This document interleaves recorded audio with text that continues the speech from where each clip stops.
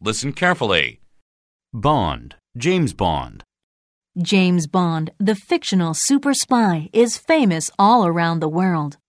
He is also known as Agent 007. The character is author Ian Fleming's greatest success. Was the name James Bond really fictional? Fleming was educated at the most elite British institutions. He worked for Britain's intelligence service during World War II. That is when the plots and characters started to take shape.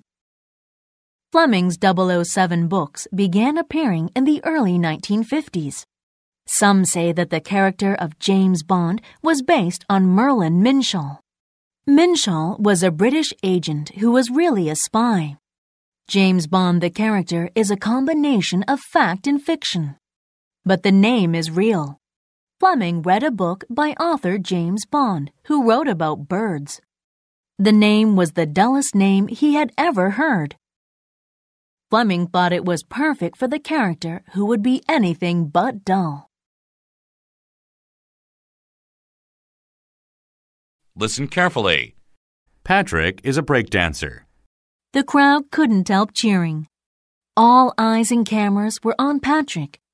Patrick is a shy 13-year-old boy. But he isn't shy when he does pop blocking. Patrick is a breakdancer.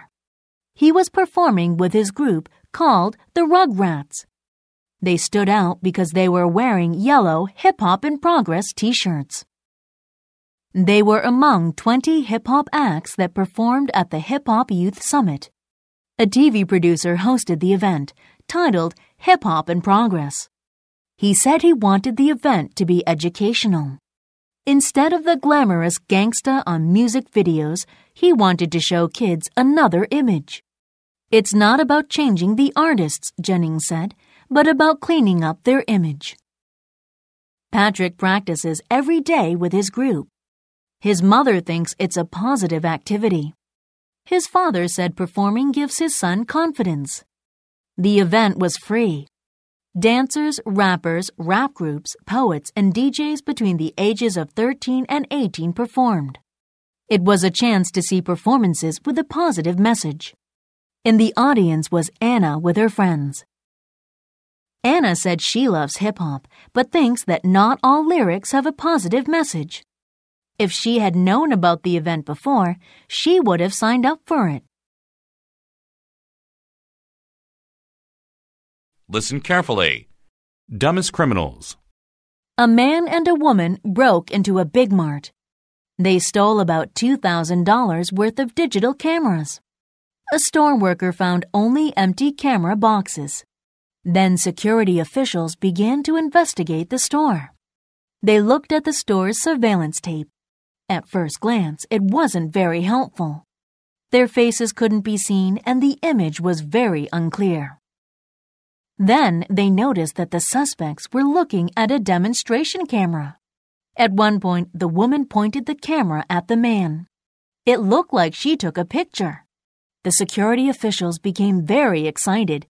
Is it possible? Could the thieves be that stupid? The camera the woman picked up was found. It had batteries and a disc. It was also hooked up to a printer. They just had to push a button. A picture popped out. A bald man with a mustache was looking straight at the camera. The police went public with the picture. Very soon, the man was found. His name is Brian. He is 36 years old. It took the police only 3 weeks to find him. It was all thanks to Brian himself. Listen carefully. You have the hiccups. Sometimes it happens when you eat too quickly. Other times it's because you drink soda and it fizzes in your stomach. You breathe in and suddenly you gulp uncontrollably. Congratulations, you have the hiccups. There are several ways people get rid of hiccups. Some people try to scare the person with the hiccups. Others swallow a spoonful of sugar or drink water with their nose held. These are popular ways to get rid of the hiccups because they work. These methods can stop the muscle spasms, but not for everyone. Charles Osborne was born in 1894. He started to hiccup at the age of 28 and didn't stop hiccuping for 69 years. At first, he hiccuped 40 times a minute.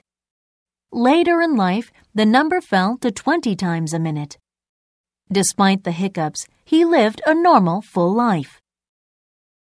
Osborne was married twice and had 8 children.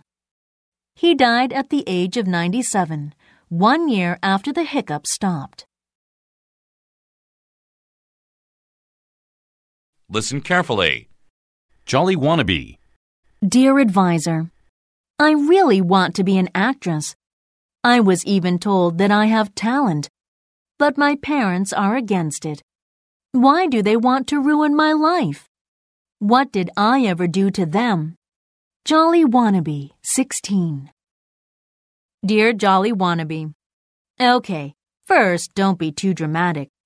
Don't fight with your parents over acting. They will think you're being emotional. Let's look at it from their point of view. Acting is a difficult job. The success rate is very low.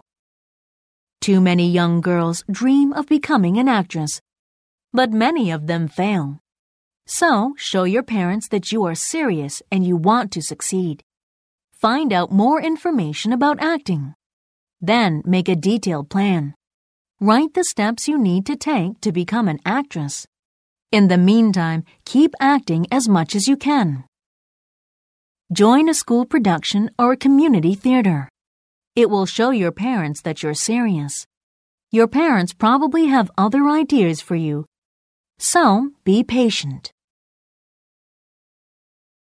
Listen carefully. In Garrett's name. Miller lives near Wasatch Mountains. One day, his phone rang. The sheriff's department called.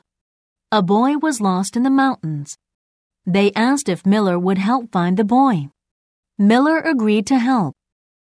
On the way to the mountains, Miller began to cry. 10 months earlier, his own son had gotten lost. His name was Garrett, and he was only 12 years old. For 11 days, Miller and hundreds of volunteers searched for him, but they found no trace of Garrett. Miller didn't want another boy to meet the same fate. So he'd set up a foundation in Garrett's name. He bought GPS tracking equipment and established a group of trained volunteers who could help search. Over 3,000 volunteers came out to help search for the missing boy. Miller used the equipment from his foundation and satellite maps of the mountains. After 3 days, the boy was found. Miller learned a lot about tracking when he lost his son. He used what he had learned to find the boy. That helped another family find their son.